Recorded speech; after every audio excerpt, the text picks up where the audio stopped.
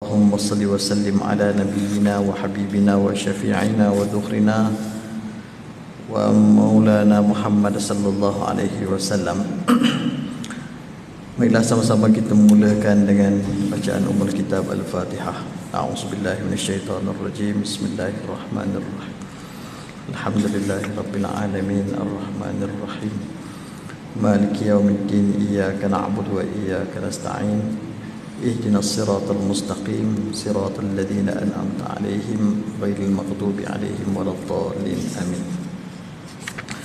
Muslim dan muslimat sekalian, alhamdulillah, bersyukur pada Allah Subhanahu wa taala kerana dapat menyambung pengajian kitab Fiqhul Manhaji ala Madhhab Imam Syafi'i dalam bab al-muamalat, dan pada pagi ini kita menyambung pengajian kita untuk meneliti al-buyu' al-muharramah ghairul batilah, iaitu jenis-jenis jual beli yang haram tetapi tidak batal ataupun masih lagi sah. Jual belinya haram tetapi masih lagi sah. Dulu kita telah melihat antara beberapa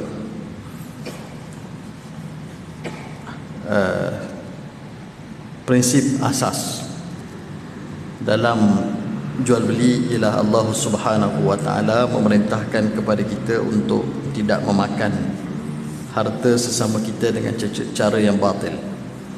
Bila Allah Subhanahu wa taala menyebutkan ya ayyuhalladzina amanu la ta'kulu amwalakum bainakum bil batili illa an takuna tijaratan an taradin minkum.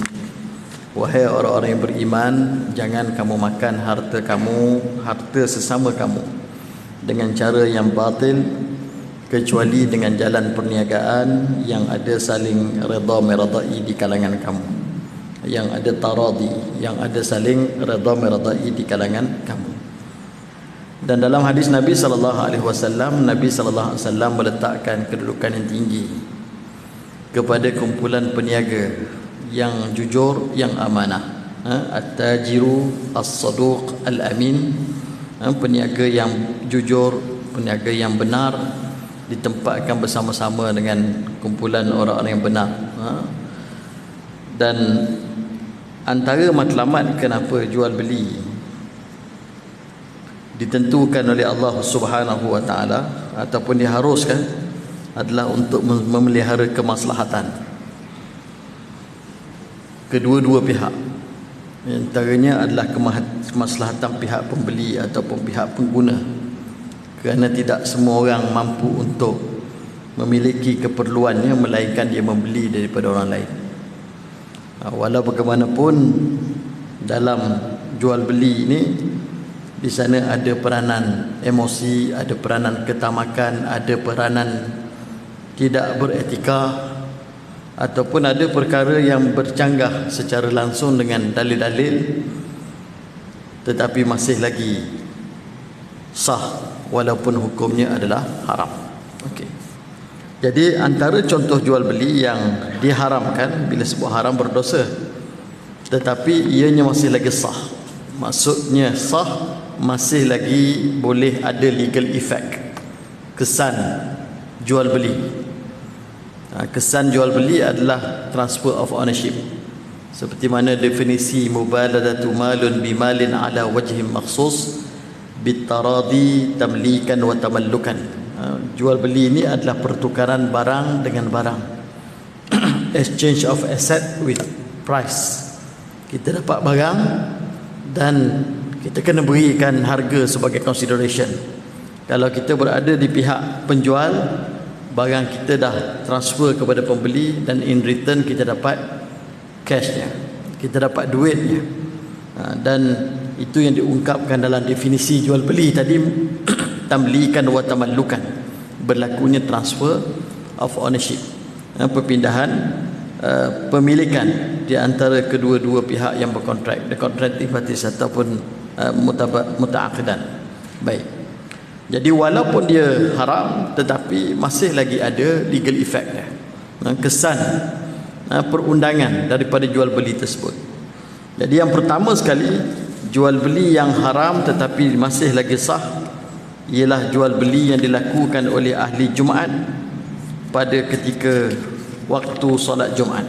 Jadi bila disebutkan ahli Jumaat ialah orang-orang yang diwajibkan untuk pergi melakukan salat Jumaat, seperti mana Allah Subhanahu wa taala menyebut dalam surah Al-Jumu'ah, ya ayyuhalladzina amanu idza nudiya lis-salati min yaumil jumu'ati fas'au ila dzikrillah wa dzarul bai' dzalikum khairul lakum in kuntum ta'lamun. Wahai orang-orang beriman, apabila diserukan kepada kamu azan untuk mengerjakan salat Jumaat pada hari Jumaat, maka bersegeralah kamu kepada mengingati Allah, wa dzarul bai', dan hendaklah kamu tinggalkan jual beli. Jadi bagi ahli Jumaat, siapa ahli Jumaat? Orang perempuan bukan ahli Jumaat. Jadi orang perempuan tak ada masalah, dia nak pergi shopping tengah-tengah azan Jumaat ke tengah-tengah salat Jumaat, dia bukan ahli Jumaat. Ahli Jumaat adalah orang yang wajib pergi salat Jumaat, orang yang bermukim, kan, bukan yang dalam musafir. Ini adalah ahli Jumaat. Tapi kalau dia orang yang bermusafir, maka secara hukumnya dia bukan ahli Jumaat. Cuma kalau dia nak menjaga syiar, kan, umpamanya kalau kita pergi, kan, tempat-tempat yang boleh menimbulkan fitnah lah. Kita orang KL pergi bandar Kuala Terengganu, masuk kedai tengah solat Jumaat, kan, jadi itu soal masalah syiar. Jual belinya itu sah, dan tidak haram pun untuk kita, tapi ada dalam maksud penghormatan. Tapi kalau kita itu berada dalam musafir, umpamanya apa, dalam mazhab Syafi'i ini, antara orang yang tidak diwajibkan kepada dia salat Jumaat ialah orang yang sebelum daripada datang subuh hari Jumaat itu dia sudah berada dalam safar. Tapi kalau dia berada dalam safar selepas daripada salat subuh hari Jumaat, maka dia wajib untuk mendirikan salat Jumaat. Itu mazhab kita Asy-Syafi'i. Kan, nak pergi ke Kuantan, keluar daripada rumah hari Jumaat pukul 10 pagi. Pukul 12 tengah hari itu baru berada di Temerloh. Dalam mazhab Imam Syafi'i, kita perlu berhenti salat Jumaat, kecuali kita dah bermusafir sebelum subuh tadi, ataupun semalam hari Khamis kita dah bermusafir. Hari Rabu kita sudah bermusafir, kita keluar daripada tempat mukim kita hari Rabu lagi, dah pergi sampai Kuala Terengganu, dan kita dalam perjalanan pulang daripada Kuala Terengganu ke Kota Damansara, baru dan kita melepasi waktu salat Jumaat. Jadi kita bukan ahli Jumaat. Harus untuk kita, sebab kita dalam safar, dah keluar daripada Kota Damansara daripada hari Rabu lagi, cuma dalam perjalanan pulang ke Kota Damansara melepasi waktu solat Jumaat, maka harus untuk kita tidak mendirikan solat Jumaat. Jadi orang-orang Islam yang mutadayyin, yang nak menjaga hukum, dia perhatilah dia nak buat musafir macam mana, kan. Dia perhatikan perjalanan dia, supaya menjaga segala hukum hakam, kan. Nak pergi main golf je dekat Jakarta, tapi ambil flight pukul 12 tengah hari Jumaat kan. Nak pergi Jakarta main golf, tapi ambil flight pukul 12 tengah hari Jumaat. Jadi itu orang yang mutadayyin tak buatlah kerja lagu tu, kan. Jadi yang tu jagalah. Baik. Jadi kalaupun berlaku jual beli oleh ahli Jumaat pada ketika salat Jumaat, yang pada ketika salat Jumaat bila bermula waktu yang diharamkan untuk melakukan jual beli tersebut, maka majoriti ulama dalam Syafi'iyah ini mengatakan apabila bermula azan yang kedua. Bila berlaku azan yang pertama, apabila berlakunya azan yang pertama, azan pertama, sebab kita ni ada dua azan, kan, dua kali azan. Jadi bila mana berlakunya azan pertama, itu bermulalah waktu yang diharamkan untuk melakukan jual beli, kepada kedua-dua pihak lah, kepada si pembeli dan juga kepada si penjual. Kalau penjual itu perempuan buka gerai di hadapan tersebut, dia tidaklah berdosa menjual, tetapi dia tidak berdosa untuk melakukan transaksi atas sifatnya bukan ahli Jumaat, tetapi dia telah menjual kepada seorang ahli Jumaat. Walau bagaimanapun jual beli tersebut adalah sah, tetapi berdosa. Jual beli itu sah tapi berdosa, kerana jual beli yang dilakukan ketika salat fardu Jumaat. Baik, yang kedua, Yang kedua adalah jual beli yang dilakukan oleh seseorang lelaki ataupun seseorang individu ke atas jual beli saudaranya yang lain. Al-bay'u ala bai'i akhihi, iaitu jual beli yang dilakukan oleh seorang ke atas jual beli seorang yang lain. Seorang pembeli telah bersetuju untuk membeli sesuatu barang daripada penjual, dan datang pembeli yang kedua hendak membeli barangan itu daripada penjual yang sama dengan menawarkan harga yang lebih tinggi daripada pembeli yang pertama tadi. Ini berlaku dalam keadaan jual beli yang pertama tadi telah pun dimuktamadkan, cuma barangkali settlement sahaja masih belum berlaku. Dah setuju dah, cuma settlement belum berlaku, maksudnya barang pun belum diserah, duit pun belum dapat, kan? Kereta saya lah contohnya, ada orang datang nak beli, dia dah bersetuju dengan saya untuk beli kereta saya tu dengan harga 10,000. Duit besok bayar, kereta besok ambil, kan? Dari sudut hukum syaraknya, benda itu telah mubram, telah concluded, jual beli tersebut telah pun termeterai. Tiba-tiba ada orang datang jumpa saya lepas kawan tu balik, kan? Dia pun dengar, dia kata, Ustaz cancel lah, jual kereta kat dia, jual kat saya bayar Ustaz 15,000, kan? Jadi itu adalah jual beli yang haram, dan jual beli itu walaupun sah tetapi ianya adalah satu perkara yang haram. Baik, dan termasuk juga dalam bab ini adalah as-sawmu ala sawmihi. Apa dia ni? Ini bukan jual beli ni. Sperma di atas sperma, kan? Sperma di atas sperma. Dilarang untuk seseorang itu menaburkan spermnya ke atas sperm orang lain. Itu yang menyebabkan haram untuk menikahi wanita yang sedang dalam keadaan mengandung. Dan dia bermula daripada awal lagi, daripada talak sebenarnya. Apabila seorang wanita diceraikan dalam keadaan dia mengandung, iddahnya bukan lagi thalathata quru.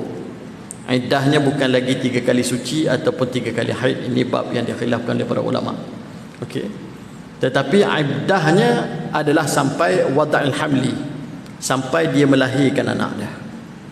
Jadi extended daripada 3 bulan atau 3 kali suci sampai kepada dia melahirkan anak.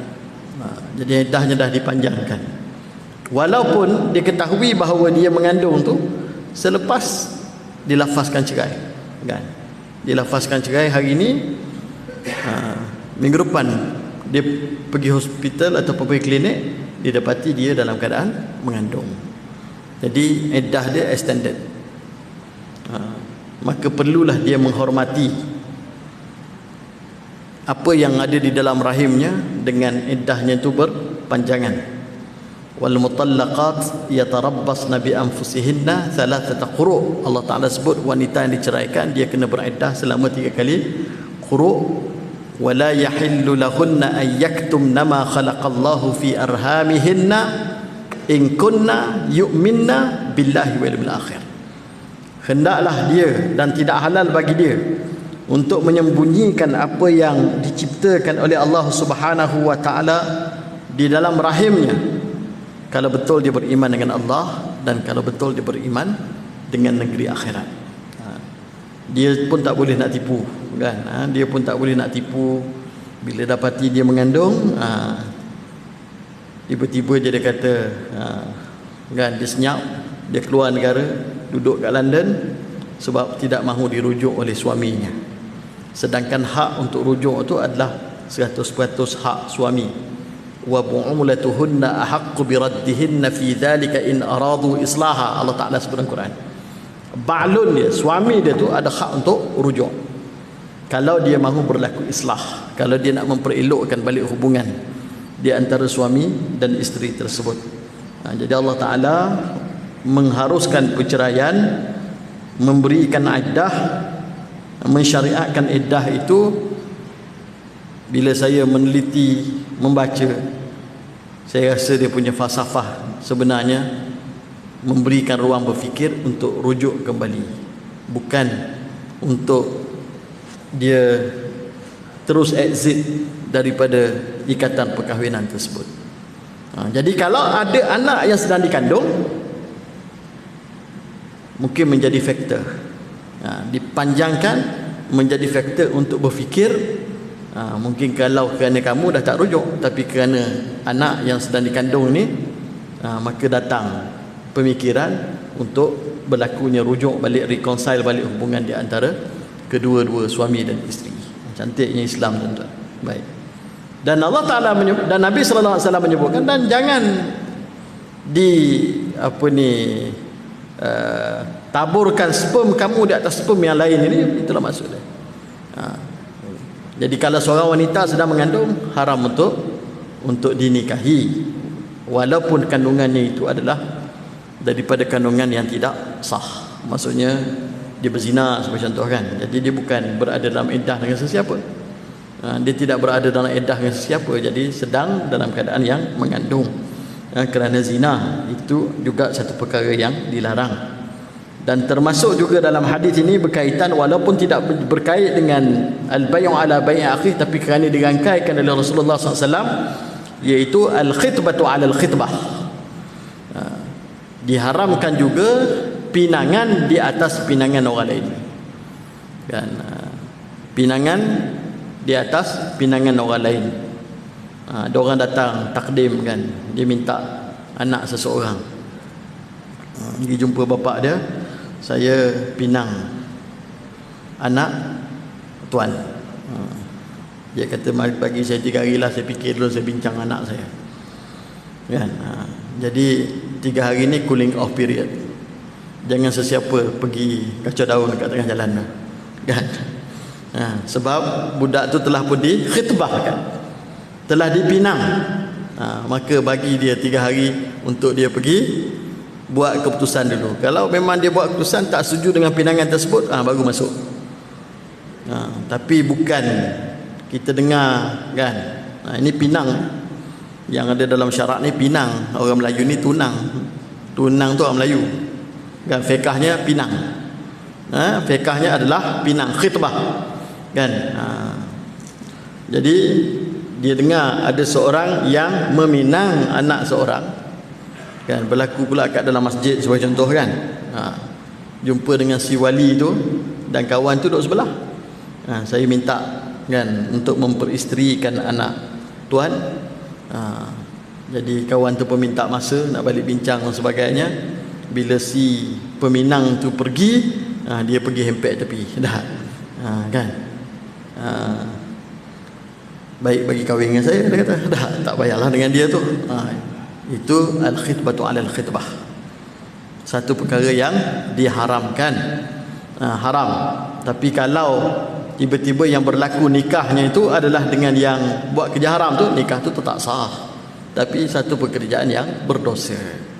Jadi bila sebut dosa ni besar, dosanya benda yang besar untuk orang beriman. Dosa ni bukan satu benda yang kecil. Entah dengan perlakuan dosa begitulah yang tidak mengundang keberkatan dalam perkahwinan itu. Sebab apa? Sebab dia telah meminang di atas pinangan orang, ataupun dia telah membeli sesuatu di atas pembelian orang. Itulah yang, kalau contoh kereta tadi, banyak masalahnya dan sebagainya. Kenapa? Sebab telah dilakukan transaksi itu di atas satu tapak yang haram daripada awal lagi. In the first place memang dia telah melakukan transaksi yang haram, walaupun sah secara perundangannya, walaupun sah dari sudut undang-undang. Baik.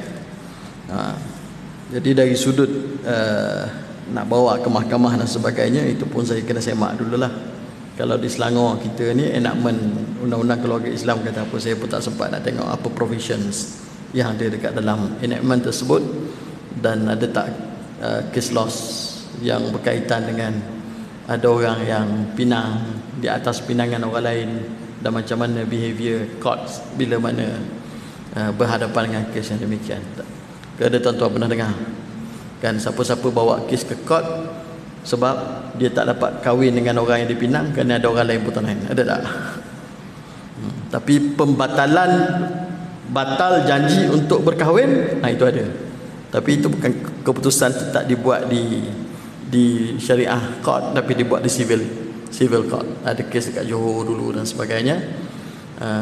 Antaranya bukan sebab dia bukan soal the broken promise sahaja, tetapi kerana ada implikasi kos, kan. Pengantin tak datang pada hari nikah, contoh kemah semua dah sewa, hotel semua dah sewa, bayaran dah buat, kan. Maksud dah mula ada financial losses. Jadi dia pergi ke court tu adalah untuk tuntut compensation, kan, di atas segala financial losses yang dihadapi disebabkan oleh batal, kan. Pengantin tak datang untuk menikah pada hari kejadian. Itu ada beberapa kes dekat court yang berlaku. Dan antara perkara yang dibahaskan oleh court adalah sama ada janji-janji untuk bernikah sedemikian adalah binding promise ataupun unbinding promise. Satu janji yang luzum, yang mengikat ataupun tidak mengikat. Dan presiden yang ada tu mengatakan ianya ada satu perkara yang mengikat dalam bentuk, dalam konteks compensations lah, benda oleh kerana janji tersebut telah menyebabkan ada elemen-elemen kewangan, maka elemen-elemen kewangan itu diberikan ganti rugi sewajarnya. Baik, jadi itu yang kedua. Yang ketiga adalah ini berkait dengan apa yang kita belajar dululah, mengatasi jualan orang lain semasa dalam khiyar, kan. Kita dah salah satu kuliah kita dulu kita sebut tentang khiyar. Jadi khiyar ni kita sebut dulu ada 3 jenis khiyar. Khiyar majlis, kemudian khiyar aib, dan kemudian khiyar syarat. Khiyar majlis malam yatafarraqa, kata Nabi.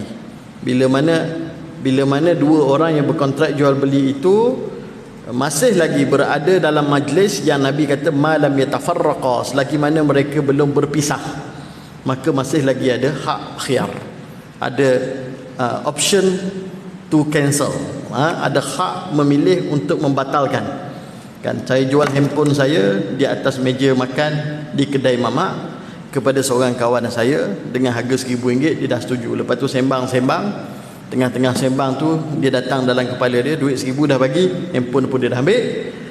Tiba-tiba melintah dalam kepala dia tak jadi nak beli. Jadi secara hukumnya harus untuk dia membatalkan jual beli tadi kerana dia masih lagi berada dalam majlis, belum berpisah pun lagi, kan. Tak boleh kita kata kan tadi dah beli, tak. Itu adalah khiyar majlis, suatu perkara yang diiktiraf oleh syarak malam yatafarraqa, selagi mana kedua-duanya tak berpisah, maka masih lagi ada hak untuk khiyar, ada option to terminate the transactions. Yang kedua khiyar aib, kan. Selepas didapati ada kecacatan, jadi orang yang membeli yang dapat membuktikan adanya aib pada barang yang beli, dia ada hak untuk return, untuk pulangkan dan minta balik duit dia. Jadi yang berkait dengan kita ni adalah khiyar syarat, iaitu ada satu transaksi jual beli yang mana si penjual telah bersetuju menjualkan barangnya kepada pembeli, dan pembeli meminta tempoh khiyar selama 3 hari. Jadi pembeli dia nak tengok dulu dalam masa 3 hari. Contohnya dia beli kereta lah, kan. Boleh tak bagi saya pakai kereta tu 3 hari, kan. Saya beli kereta ni harga RM10,000, tapi bagi saya 3 hari. Dalam masa 3 hari ini bagi saya hak untuk saya pulangkan. Tapi khiyar syarat ni seperti mana kita dah sebut dulu, dia bukan datang secara given macam tu. Dia datang dengan sebab persetujuan pihak lagi satu memberikan syarat tersebut, mengizinkan syarat itu dilaksanakan. Ini balik pada prinsip asaslah dalam muamalat, al-muslimuna ala syurutihim illa syartan ahalla haraman aw harrama halalan. Muslims are bound to their conditions. Orang Islam ni diikat dengan syarat yang mereka persetujukan. Jadi kalau dia persetuju, okey, bagilah, aku bagi kamu pakai kereta 3 hari. Kalau tak jadi beli, performance yang tak cukup bagus, boleh pulang kembali. Jadi kawan tu ada apa? Dia ada hak sama ada dia nak continue ataupun hak to cancel. Jadi hak tersebut patut dihormati. Jangan sesiapa dalam masa 3 hari itu, dalam keadaan kawan tadi holding the rights untuk continue ataupun to cancel, tiba-tiba ada orang datang kat celah tu, kereta tadi jual kat aku lah. Jadi kalaupun si penjual bersetuju menjual kepada dia yang masuk celah ni, itu adalah satu jual beli yang diharamkan, benda yang diharamkan. Dan sudah tentu orang yang ada hak khiyar tadi memang marahlah dia kan, tak bersetujulah dia dengan apa yang dilakukan, tidak berada dalam situasi yang harmoni lah transaksi tersebut. Walaupun kalau dilakukan dia tetap sah, dia tetap sah, tapi sebagai orang beriman, janganlah lakukan perkara-perkara yang diharamkan ini. Baik.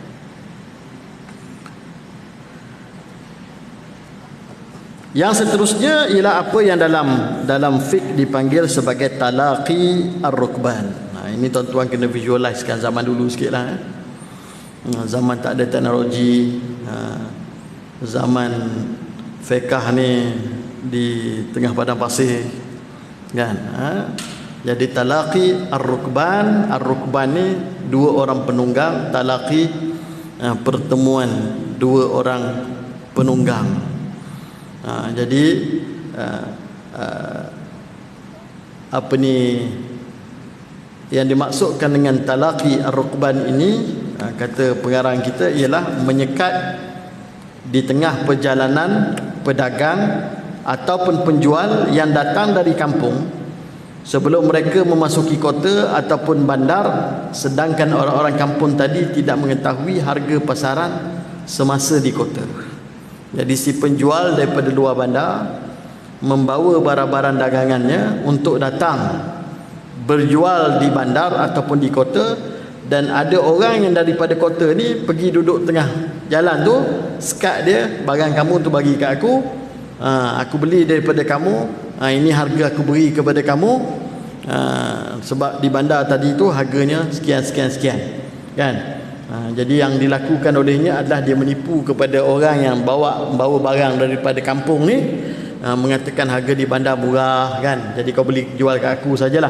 Niat di hati dia akan dapat menjual dengan harga tinggi di bandar dengan margin yang tinggi. Ini sound familiar tak? Kan?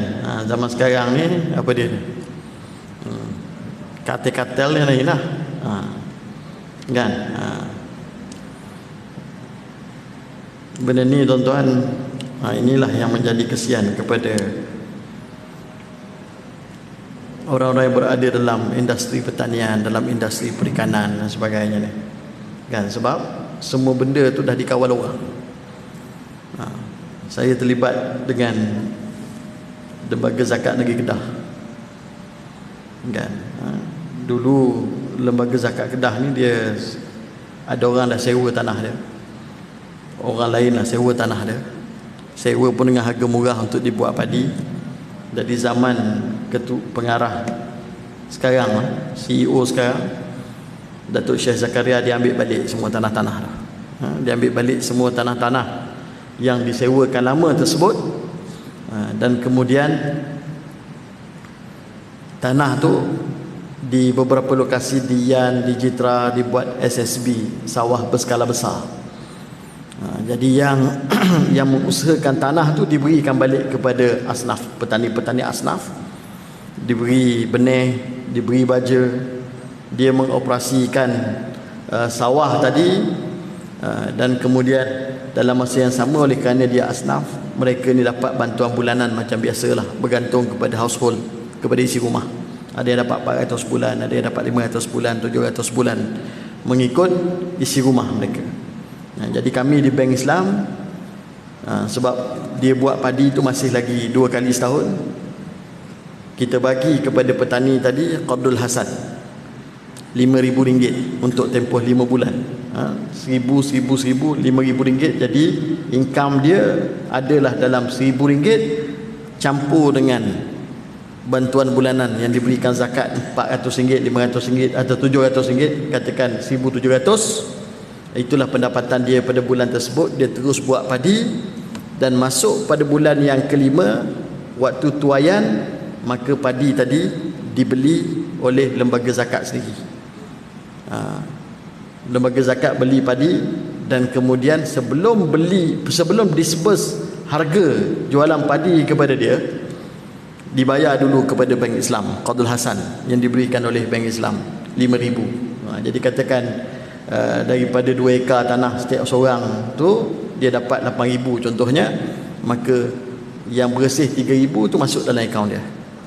5,000 bayar Qadul Hasan yang diberikan oleh Bank Islam. Jadi hasrat daripada modal tersebut adalah dia mula ada savings RM3,000 sebulan, repeat lagi the next cycle dan seterusnya. Maka over time, dengan savings tersebut dan dengan aktiviti lain, ancillary activities kan, sebab dia masuk sawah pagi je, petang dia free kan. Petang kalau dia boleh duduk dengan bini dia buat kuih ke, beletik ke, whatever yang dia buat dengan tujuan untuk meningkatkan pendapatan keluarga, dia akan ada cepat laluan yang lebih cepat lah untuk dia keluar daripada kemiskinan.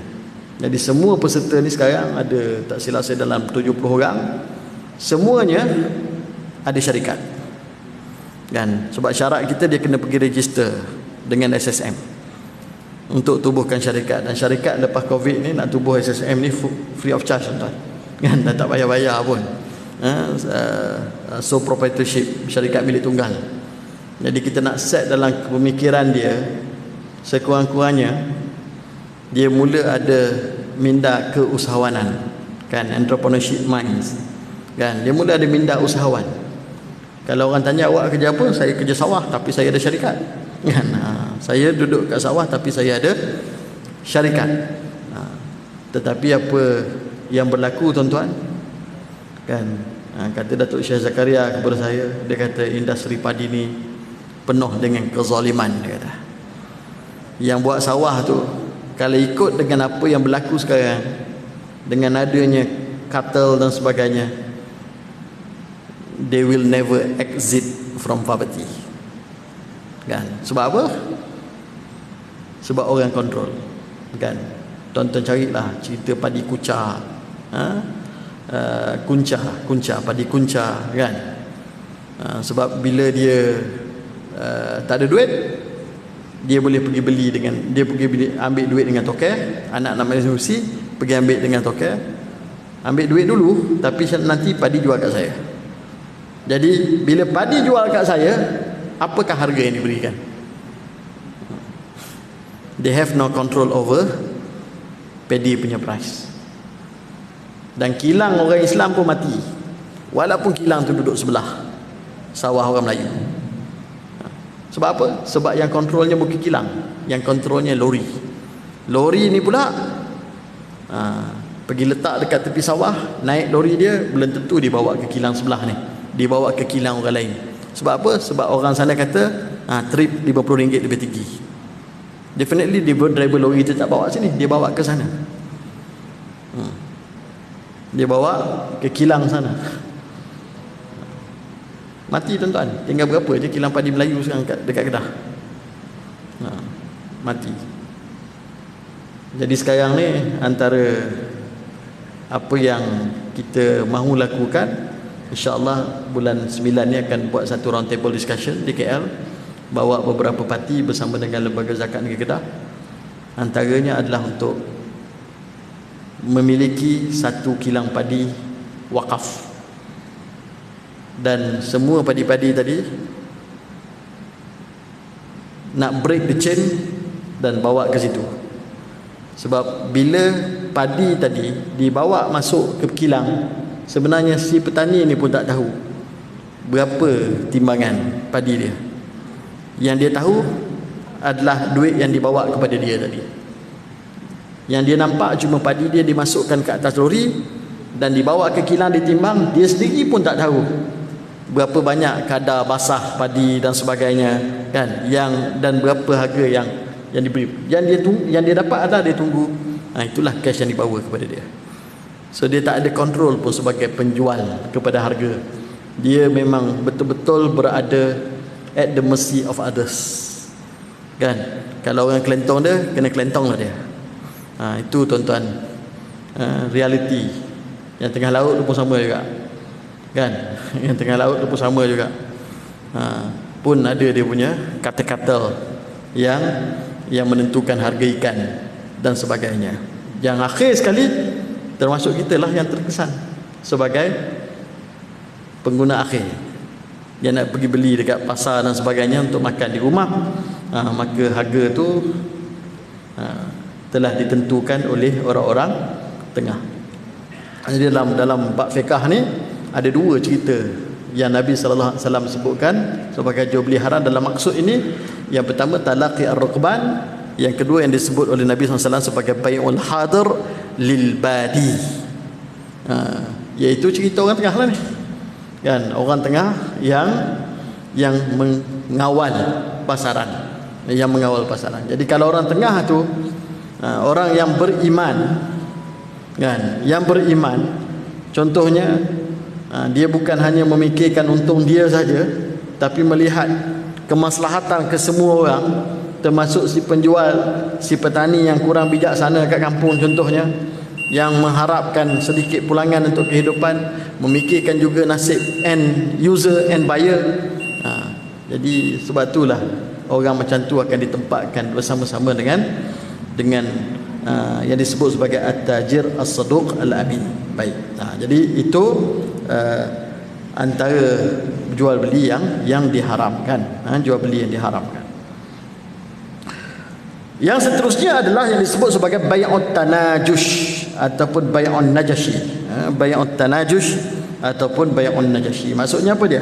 Maksudnya membeli barangan dengan harga yang mahal daripada biasa, sedangkan barangan itu tidak perlu baginya, cuma sebagai suatu pakatan di antara penjual dan pembeli untuk mengelirukan orang ramai. Apa contoh ni?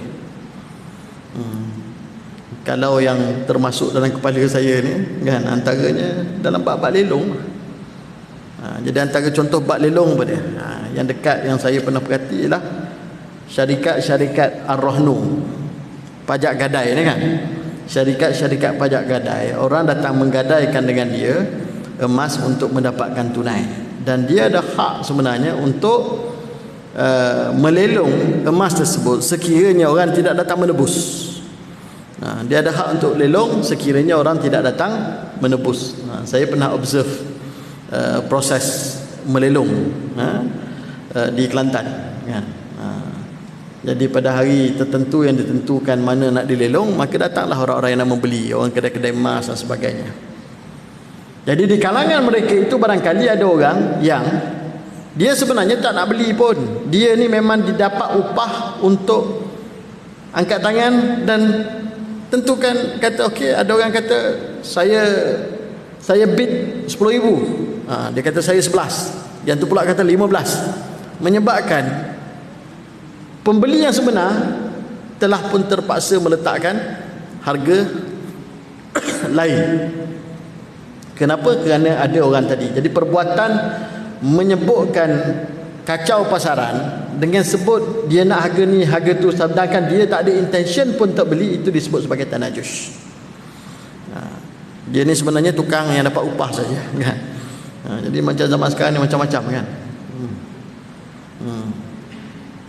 Dalam bab ibadat pun boleh berlaku. Kan satu fatwa yang dikeluarkan oleh Hay'ah Kibarul Ulama Saudi dalam bulan Ramadan adalah mengatakan haram mengecup saf depan dalam masjid. Tak berlaku, kan, dalam Masjidil Haram berlaku. Orang kaya-kaya ni, kan, orang yang kaya ni upah, kan, orang-orang tertentu. Awak pergi duduk sejak daripada waktu asar lagi kat sana, cup sah depan, sebab saya sekarang lepas buka puasa datang nak duduk belakang imam. Tu dia. Sampaikan Hay'ah Kibarul Ulama Saudi keluarkan fatwa haram buat cup macam tu, kan, sebab dia dalam kapasiti untuk membayar, dia mampu untuk membayar, boleh upah orang.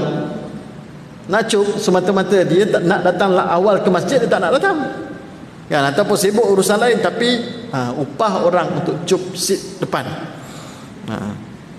Jadi itu dalam bab ibadat tu. Jadi ada kerja-kerja yang tanajush yang begini, yang tujuannya menyekat orang lain daripada memiliki barang tersebut, maka supaya orang yang tertentu sahaja yang dapat barang tersebut berpakat, maka ini yang Rasulullah sallallahu alaihi wasallam menyebut sebagai dilarang oleh baginda sallallahu alaihi wasallam. Nah, dalam hadis yang diriwayatkan oleh Abdullah bin Umar radhiyallahu anhuma, katanya naha an-nabiy sallallahu alaihi wasallam 'anil najash. Nabi sallallahu alaihi wasallam melarang daripada an-najashi. Jadi an-najashi saja interfere dekat dalam proses, bukan dengan tujuan untuk memiliki barang tersebut, tapi hanya untuk manipulate pasaran supaya ada orang yang tertentu dapat dan menafikan hak orang yang lain. Baik. Yang ketujuh adalah al-ihtikar, monopoli. Ni biasa ni, pun ada ni, kan? Ihtikar, menyorok, bukan monopoli, menyorok. Al-ihtikar iaitu membeli barangan keperluan orang ramai dengan banyak, dengan tujuan untuk disimpan, sedangkan pada waktu itu masyarakat amat memerlukan barangan tersebut, dan tujuan barangan itu disimpan ataupun disorok adalah apabila masyarakat mahu mendapatkannya, maka dapat dijual dengan harga yang mahal dan dengan beroleh keuntungan yang besar. Jadi cara begini pun adalah satu cara yang haram, seperti mana Nabi sallallahu alaihi wasallam menyebut dalam hadis riwayat Ma'mar bin Abdullah Al-Adawi radhiyallahu anhu, anin Nabi sallallahu alaihi wasallam qala la yahtakir illa khati'. Nabi sallallahu alaihi wasallam kata, janganlah kamu yahtakir, jangan kamu buat kerja ihtikar, jangan kamu sorok barang supaya nanti kamu boleh jual dengan harga mahal pada ketika mana manusia memerlukannya, illa khati', melainkan memang kamu berdosa, kata Nabi sallallahu alaihi wasallam. Jangan kamu sorok dengan harapan supaya nanti harganya mahal, melainkan illa khati', melainkan kamu bersalah, melainkan kamu berdosa, kata Nabi sallallahu alaihi wasallam. Ada kan? Kita pun duk baca surat khabar sorok minyak masak lah dan sebagainya, kan? Orang yang tak ada iman dia buatlah. Jadi peniaga-peniaga Islam yang ada iman ni jangan buat kerja yang sama. Itu adalah satu. Walaupun nanti dia jual tu jual belinya sah, tapi perbuatannya itu adalah perbuatan yang berdosa. Yang ke-8, menjual barangan yang digunakan oleh pembeli untuk tujuan yang maksiat. Nabi Allah Subhanahu wa taala berfirman, wala ta'awanu al-ithmi wal 'udwan. Jangan kamu bertolong bantu dalam dosa dan dalam permusuhan. Jangan bertolong bantu dalam dosa dan dalam permusuhan. Jadi kalau jual barang, walaupun barang tu barang yang halal, tapi dah tahu dah si pembeli ni akan menggunakannya untuk maksiat, maka itu adalah satu jual beli yang haram. Dan yang ke-8 adalah menjual dengan cara menipu, seperti mana menjual buah-buahan dengan menyembunyikan buah yang buruk di dalam longgokan buah yang baik ataupun yang segar. Kan, jual buah menyembunyikan buah yang buruk dan dalam longgokan buah-buah yang segar. Hadis riwayat Abu Hurairah yang masyhur, kan, Nabi sallallahu alaihi wasallam satu hari pergi ke pasar, Nabi SAW masukkan tangan baginda, ataupun satu riwayat kata Nabi masukkan tongkat baginda ke dalam longgokan buah tu, dan bila Nabi angkat tongkat baginda sallallahu alaihi wasallam, dia dapati di hujung tongkat tu basah. Nabi SAW bertanya kepada si penjual, apa ni? Dia kata asabahus sama', kan, ya Rasulullah, ditimpa hujan, kan? Jadi yang bawah tu ditimpa hujan. Jadi yang basah diletak bawah, dilonggokkan yang kering ke atas. Jadi orang datang melihat nampak cantik, kering, kan? Jadi bila dia skop, masuk sekali yang basah tu, masuk dekat dalam kes, dalam bekas untuk dijual. Dan Nabi SAW menyebut kalimah yang masyhur. Nabi kata, man ghasyana falaysa minna. Barang siapa yang cuba menipu daripada kalangan kami, dia bukan daripada golongan kami, kata Rasulullah sallallahu alaihi wasallam.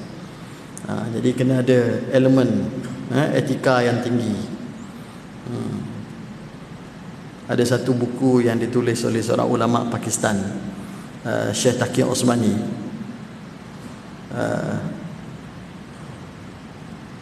Tajuk buku tu Traders That Will Enter Paradise, tajuk buku tu. Buku tu asalnya dalam bahasa Urdu tapi diterjemahkan dalam bahasa Inggeris. Buku tu menulis tentang etika lah, etika peniaga, dan diletakkan tajuk peniaga-peniaga yang akan masuk syurga. Peniaga-peniaga yang akan masuk syurga. Jadi berniaga ni peluang masuk syurga pun tinggi, peluang untuk tidak masuk syurga pun tinggi juga. Baik. Dan yang terakhir adalah jual beli benda-benda yang najis. Jual beli benda-benda yang najis seperti anjing, babi, arak dan sebagainya. Baik. Orang Islam jual arak, kan? Haram lah, kan? Tapi jual juga, macam mana? Dia jual juga. Haram tapi dia menjual juga. Jadi jual beli, dia dapat duit, legally dia dapatlah duit, kan? Stok dia, inventory dia, arak yang dia beli tu keluarlah daripada buku dia kepada si pembeli. Jadi jual beli tersebut adalah jual beli yang haram. Jual beli yang haram, dan ini berasaskan kepada hadis daripada Jabir radhiyallahu anhu, yang mana Nabi SAW bersabda semasa pembukaan kota Makkah, kata Nabi bahawa Allah dan Rasulnya mengharamkan jualan arak, bangkai, babi dan berhala. Jadi bangkai itu yang dianggap bangkai oleh syarak lah. Sebab ada bangkai yang dalam hadis yang lain yang Nabi SAW mengatakan halal, apa dia? Bangkai lautan, kan? Ikan memanglah jual mati, mayitah juga tu, bangkai juga. Tapi itu adalah bangkai makhluk-makhluk lautan, adalah benda yang dihalalkan. Ataupun kalau bangkai yang bukan lautan seperti belalang, kan? Kita mungkin tak makan belalang, tapi ada negara-negara lain yang belalang tu menjadi makanan, digoreng lagi. Tempat kita pun ada, tuan-tuan. Orang dulu-dulu kan dah tak ada makanan, belalang bertangkap dan digoreng, dimasak untuk dijadikan sebagai makanan. Jadi itu tuan-tuan sekalian, beberapa al-buyu al-muharramah, jual beli yang diharamkan.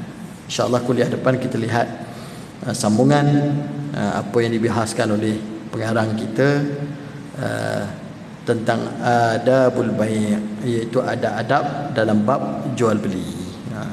Jadi antara adabnya beliau sebut tentang samahah, kan, tentang tolak ansur. Beliau sebut tentang as-sidqu fil muamalah, tentang jujur, adamul halaf, berkaitan dengan tidak bersumpah walaupun benda itu betul, dan lain-lain. Beberapa adab untuk peniaga-peniaga mencirikan diri mereka dengan adab tersebut, supaya mereka menjadi penjual-penjual yang disifatkan oleh Nabi sallallahu alaihi wasallam sebagai as-saduq al-amin, yang benar, yang jujur dan juga yang amanah. Wallahu a'lam. Ada soalan ke?